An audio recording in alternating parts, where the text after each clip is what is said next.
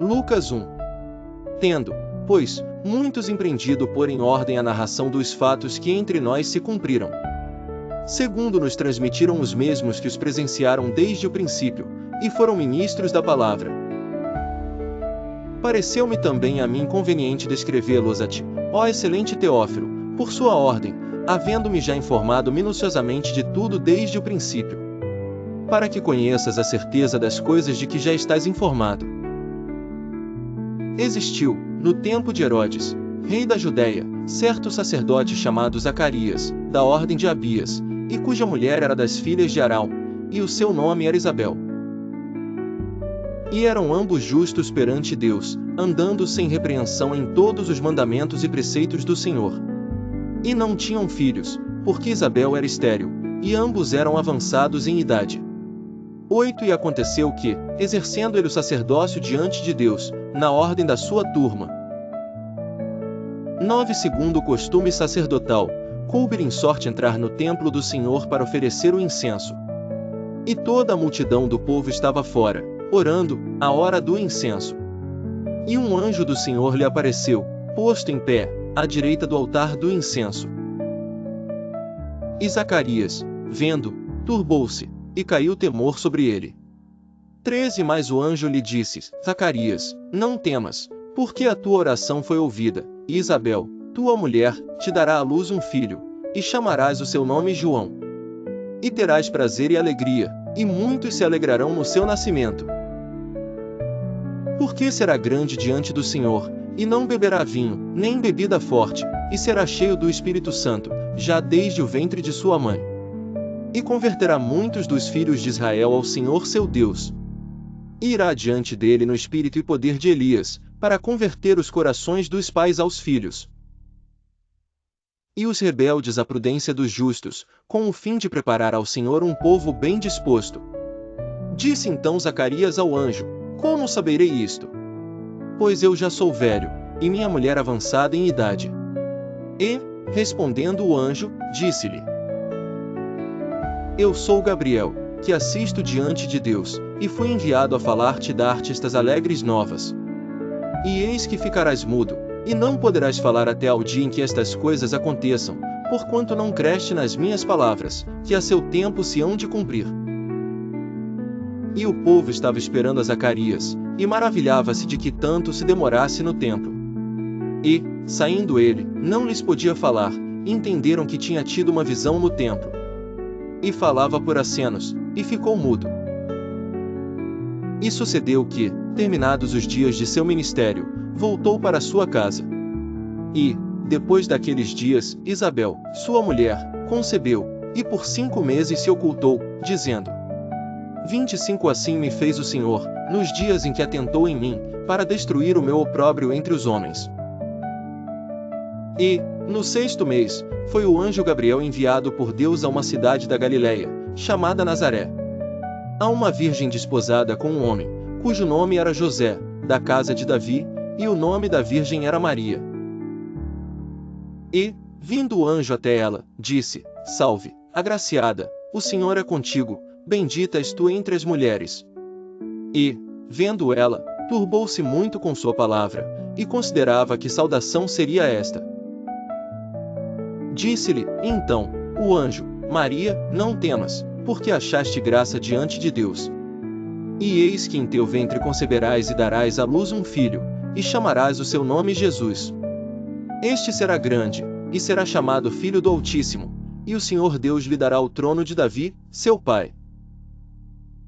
E reinará eternamente na casa de Jacó, e o seu reino não terá fim. E disse Maria ao anjo: Como se fará isto, visto que não conheço homem algum? E, respondendo o anjo, disse-lhe: Descerá sobre ti o Espírito Santo, e o poder do Altíssimo te cobrirá com a sua sombra. Por isso também o santo, que de ti há de nascer, será chamado Filho de Deus.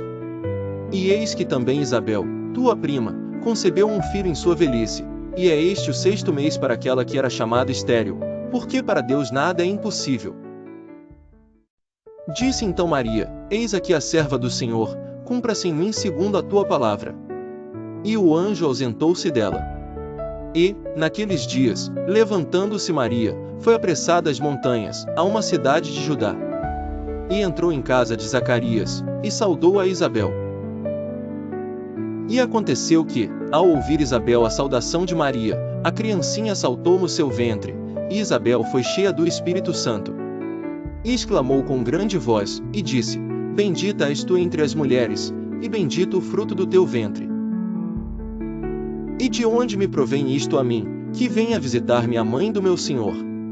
Pois eis que, ao chegar aos meus ouvidos a voz da tua saudação, a criancinha saltou de alegria no meu ventre. Bem-aventurada a que creu, pois hão de cumprir-se as coisas que da parte do Senhor lhe foram ditas. Disse então Maria: A minha alma engrandece ao Senhor, e o meu espírito se alegra em Deus meu Salvador. Porque atentou na baixeza de sua serva, pois eis que desde agora todas as gerações me chamarão bem-aventurada.